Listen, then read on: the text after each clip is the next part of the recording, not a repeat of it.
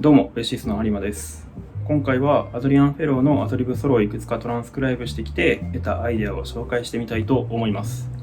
アドリアン・フェローは神なので、もう僕ごときが語るのが厚顔無知、おこがましいんですが、厚かましくも僕が今の段階で認知できるアイデアやアプローチを解説してみたいと思います。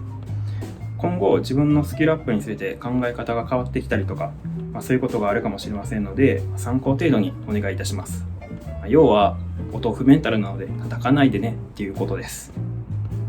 今までストラスブールサンドにフライデーナイトアットザキャデラッククラブ、チャンズソング、ジェントルサーツの4曲をトランスクライブして動画投稿しました。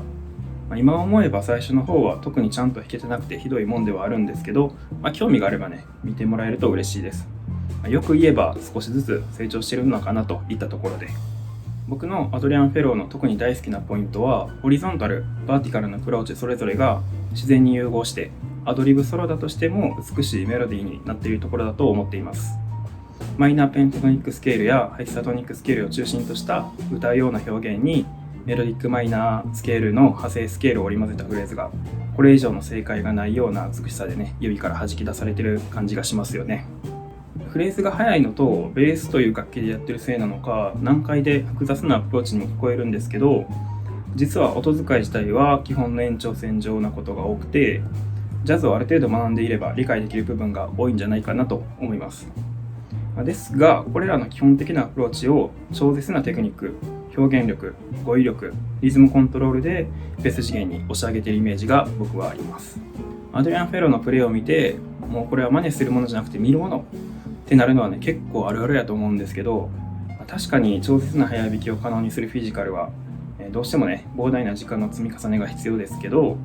シンプルなマイナーペンタトニックスケールとかヘキサトニックスケールを使った歌うような表現は、そこまでのフィジカルは必要としないので、比較的取り入れやすいのかなとも思っています。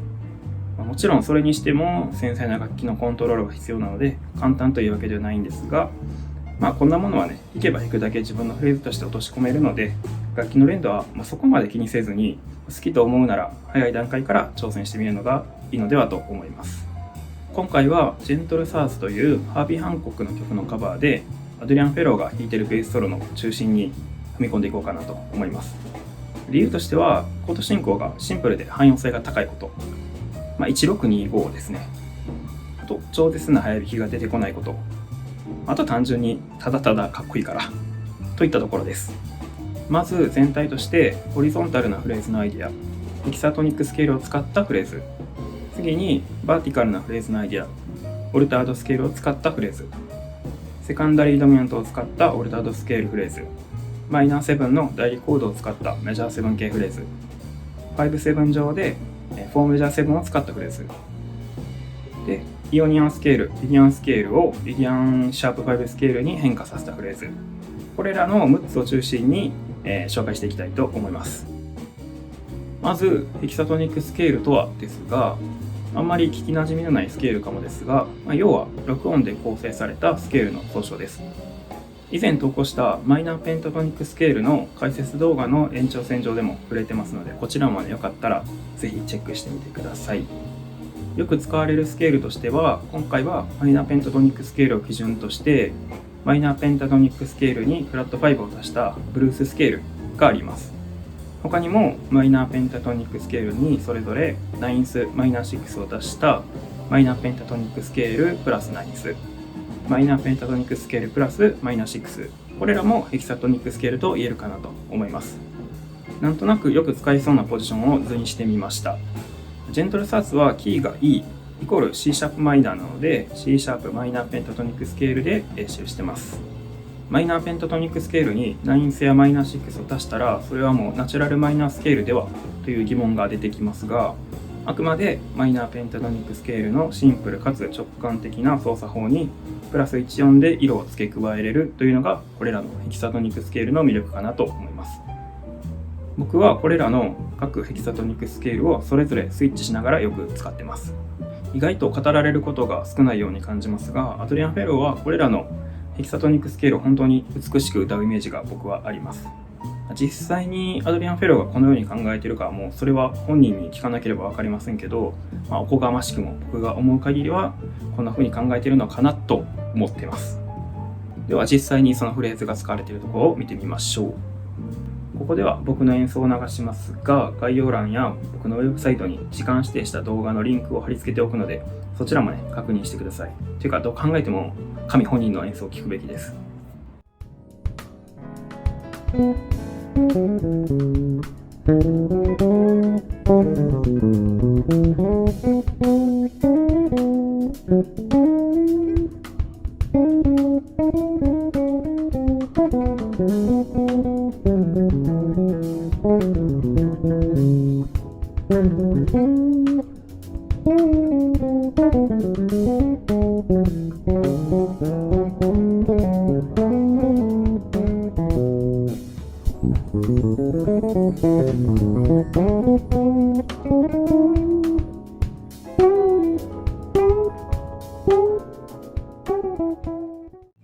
C シャープマイナーペンタトニックスケールプラスアルファのヘキサトニックスケール中心のフレージングが長尺で出てきます。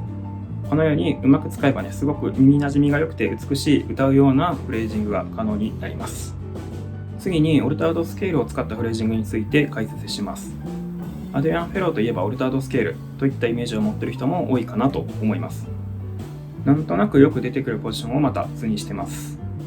使えるタイミングとしては完全4度上、完全5度下の何かしらのコードにドミナントモーションするセブンスコード上で使用できます。今回解説するジェントルサーツで言えば E メジャー7、C シャープマイナー7、F シャープマイナー7、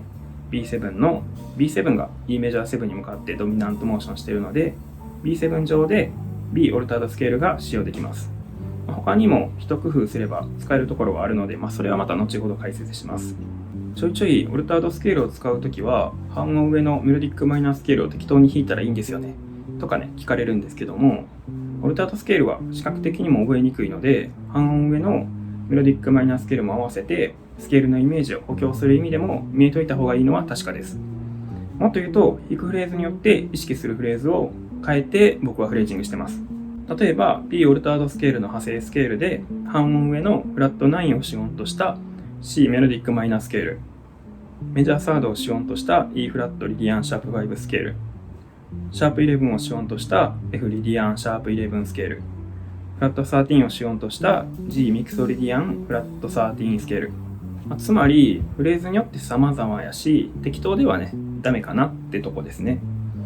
半音上のメロディックマイナースケールを適当に並べても十中八九サウンドしません。ペンタと違って、ペンタも適当じゃサウンドしないんですけど、特にサウンドさせるのが難しいイメージですね。じゃあどうするかといったところですが、私たちの神ことアドリアン・フェローのフレーズをリックとしてパクりましょう。神の操るフレーズを元に慣れてくれば、どういった動きをすればサウンドするかつかめてくるので、アドリブでもアレンジができるようになってくるでしょう。ここでは小難しい派生スケールは特に出てこないので、ひとまずオルタードスケールだけ考えて、取り組んでいけたらと思います。で、これらのオルタードスケールの解説も記事と動画があるので、よかったらそちらも見ていただけると嬉しいです。アドリアン・フェローが実際に使っている箇所を見ていきましょ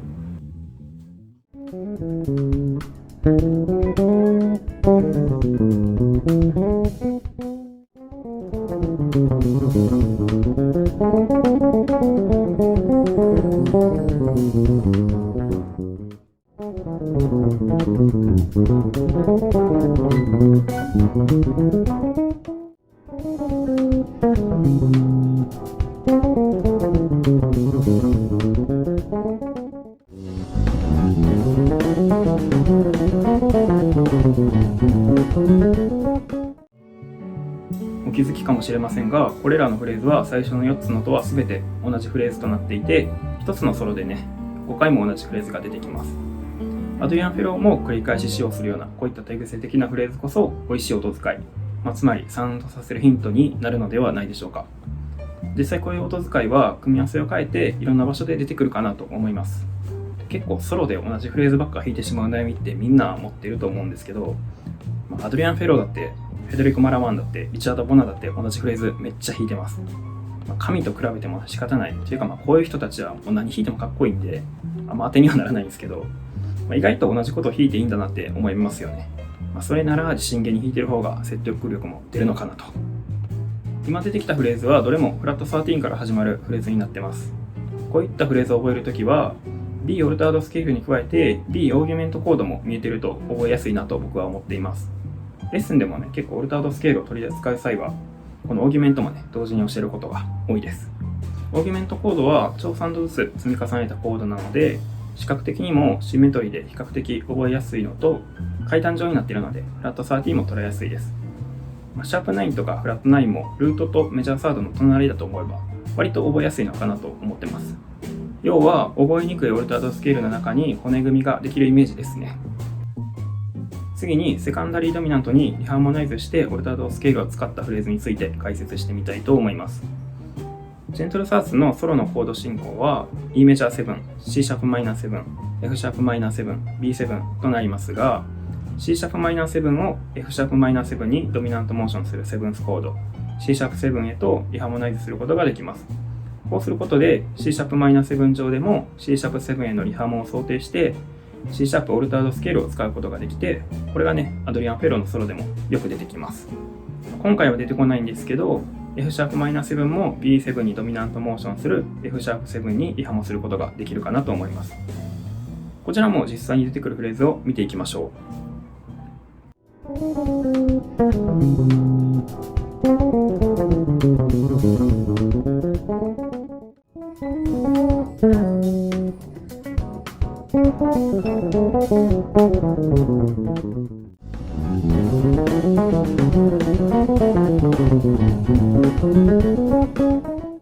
次に代理コードを使ったフレージングについて解説していきたいと思います。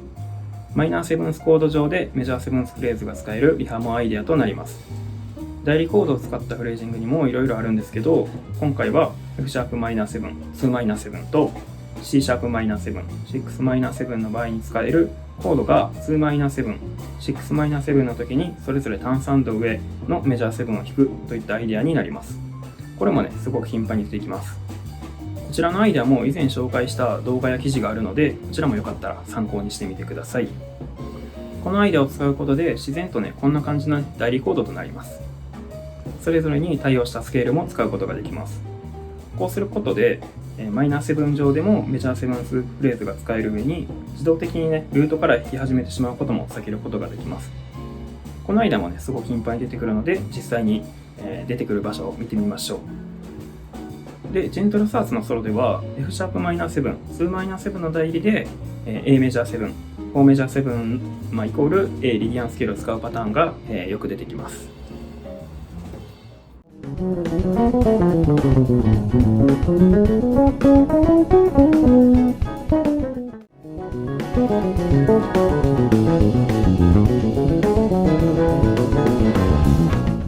次に B7、5-7上で A メジャー7、4メジャー7ですね、イコール A リディアンスケールを使ったアイデアを紹介してみたいと思います。このソロでは B7、5-7上で A メジャー7を使ったフレーズがね、たくさん出てきます。理屈的に考えると、5-7、1メジャー7という進行を2マイナー7、5-7、1メジャー7と2-5-1にして細分化した上で、2マイナー7上で代理コードの4メジャー7を使ったフレーズと考えることができるかなと思います。4メジャー7に当たるので、スケール的にはリディアンスケールが使えます。こちらも実際に使っている箇所を見ていきましょう。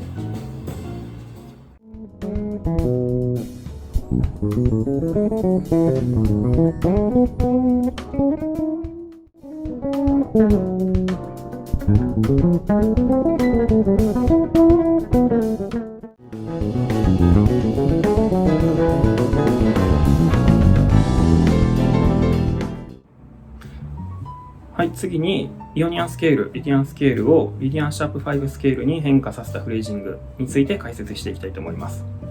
先ほど説明してきた2つのアイデア、コードが F シャープマイナー7、C シャープマイナー7の時にそれぞれ単3度上のメジャー7を弾く、B7 上で A メジャー7、A リディアンスケールを使う。これらのアイデアに加えて普通に E メジャー7上でイオニアンスケールを使う場合、これらの3つのアイデアですが、共通してね、メジャー7系のフレーズを使うことができると思うんですけど、基本的にはイオニアンスケールとかリディアンスケールを使ってきましたが、アドリアン・フェローは結構ね、リディアンシャープ5スケールに変化させてフレージングしてます。これがまたね、かっこいいんですよね。こちらもね、実際に出てくる箇所を見ていきましょう。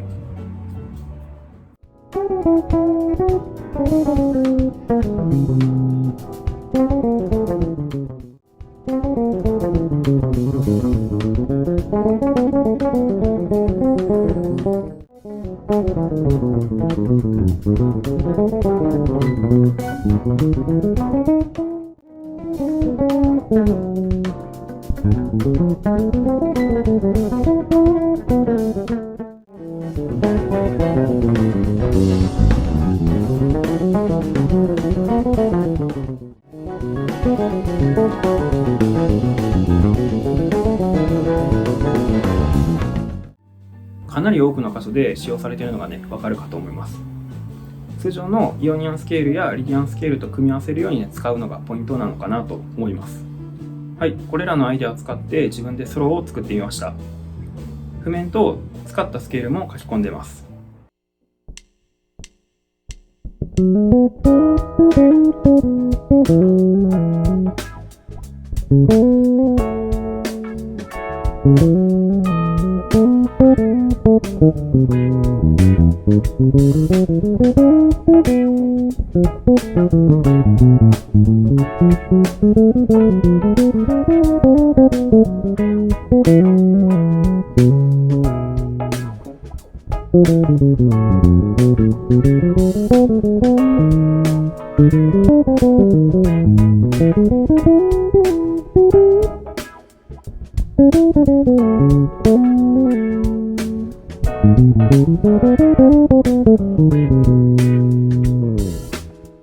このように覚えたアイデアを書きソロなりでアウトプットしていくことはかなり重要なんじゃないかなと考えています。実際ここまでやると自分のフレーズとして少しずつですけどね、落とし込めてくる感覚があり、逆に言うとトランスクライブしてもただ弾いて終わりとかだと、指の練習にしかならなくて、その先が見込めないんじゃないかなと考えてます。そういう意味でね、書きソロ作りは練習としてかなり有効だなと感じています。もちろん本番で書きソロを弾く必要はなくて、でもこうやってね、アウトプットを重ねて覚えたアイデアはアドリブとして少しずつね、出てくるのかなと思います。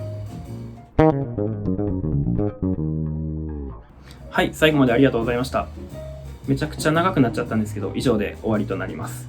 あくまで僕がトランスクライブしてきたものを僕の目線から落とし込んだものになるので、考え方や捉え方が人によっては変わってくるかとは思います。あと僕のコピーの精度が甘くて間違えているものもね、含まれるかとは思います。コピー精度もね、最初のものと比べると多少は上がってきてるんですけど、ちょっとまだまだ捉えきれてない部分があると思います。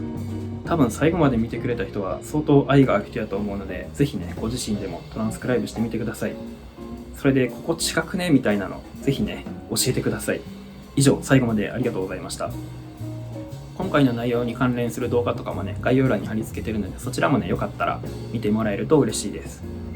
あと関連の PDF とかもいろいろ販売してたりするので、こちらも概要欄に貼っておくので、そちらもね、よかったら見ていただけると嬉しいです。また、レッスン、大阪でね、対面レッスンやってまして、オンラインレッスンもやっております。こちらも概要欄に、リンクを載せておきますので、よければお問い合わせいただけるとすごく嬉しいです。じゃあ最後までありがとうございました。